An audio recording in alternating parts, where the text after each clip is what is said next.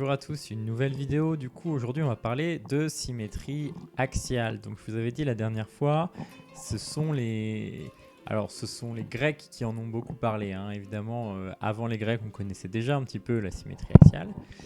Mais ils ont remarqué que en choisissant donc en choisissant pas tout à fait le bon point pour reproduire une figure, on arrivait à la même figure, mais voilà, comme si on l'avait retournée cette figure-là.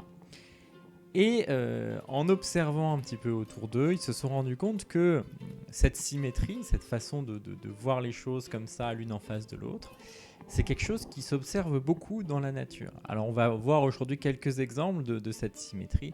Premier exemple, c'est dans des phénomènes physiques. Alors je vous ai donné ici, donc il y a la planète Saturne. Alors bon, disons-le, hein, franchement, les Grecs ne voyaient pas Saturne, ils n'avaient pas l'œil pour voir. Enfin, ils voyaient Saturne, mais ils ne voyaient pas les anneaux de Saturne. Cela étant dit, nous, aujourd'hui, maintenant qu'on sait que Saturne ressemble à ça, on voit bien la symétrie dans Saturne. Alors, c'est vrai aussi avec les autres planètes, hein, mais Saturne, ça se voit particulièrement bien avec ses beaux anneaux. Et je vous ai mis aussi, du coup, une image d'une goutte d'eau qui tombe. Là, on voit bien, on peut clairement délimiter un trait vertical et que c'est la même image à gauche et à droite. Donc, voilà.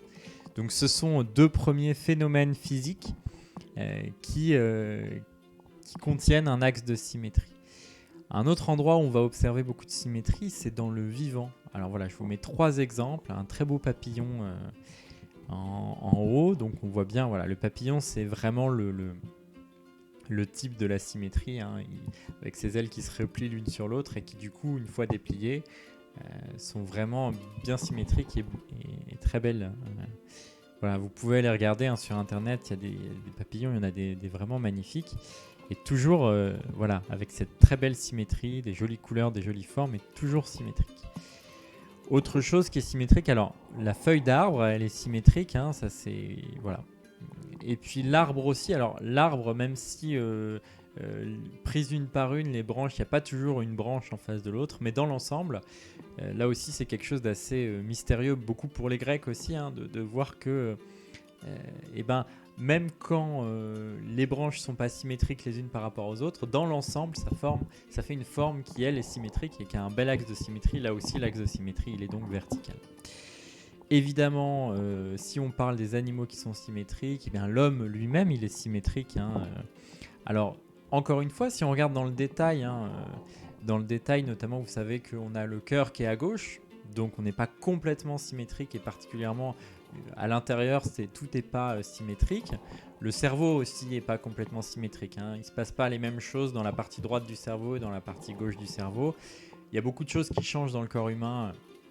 Le fait qu'il y ait le cœur à gauche fait que le poumon gauche est un peu plus petit que le poumon droit aussi. Voilà.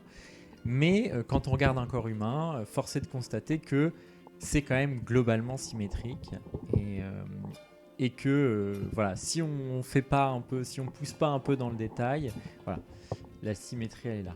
Alors, chose surprenante, mais si la nature décide de faire de la symétrie et que le vivant lui-même devient symétrique, pour les Grecs et pour beaucoup, en fait, ça s'arrête pas du tout qu'aux Grecs, mais la symétrie devient quelque part le moyen d'expression de la beauté. La beauté, alors dans la nature, hein, c'est très beau la symétrie, mais les Grecs et même en fait toutes les civilisations humaines vont beaucoup reprendre la symétrie dans l'architecture notamment. Alors je vous montre ici deux temples, le premier qui est un temple grec et le second qui est un temple égyptien. Voilà, vous voyez que là c'est très important que, alors bon évidemment le temple égyptien est un peu cassé aujourd'hui, mais c'est pas grave.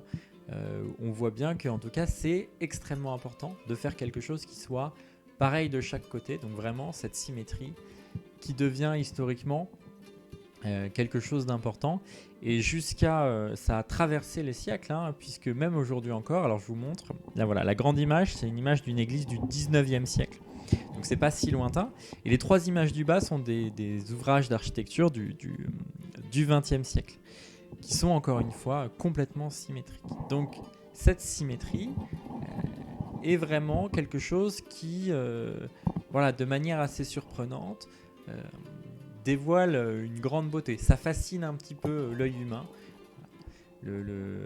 Voilà. Donc c'est quelque chose qu'on va nous être après on va être appelé à maîtriser un petit peu cette symétrie. Alors on parle de symétrie axiale. Voilà, je vous mets juste un peu de texte ici. Donc on parle de symétrie. On avait dit le mot symétrie, c'est un mot grec qui vient de sounmetron, qui veut dire, en fait, ça veut dire avec la mesure. Donc ça veut dire qu'on garde la mesure. Donc on garde les longueurs surtout en fait dans la symétrie. Toutes les longueurs sont les mêmes de chaque côté. En fait, ce qui se passe, c'est que si on a l'impression qu'il y a la même chose de chaque côté, c'est parce que toutes les longueurs sont les mêmes.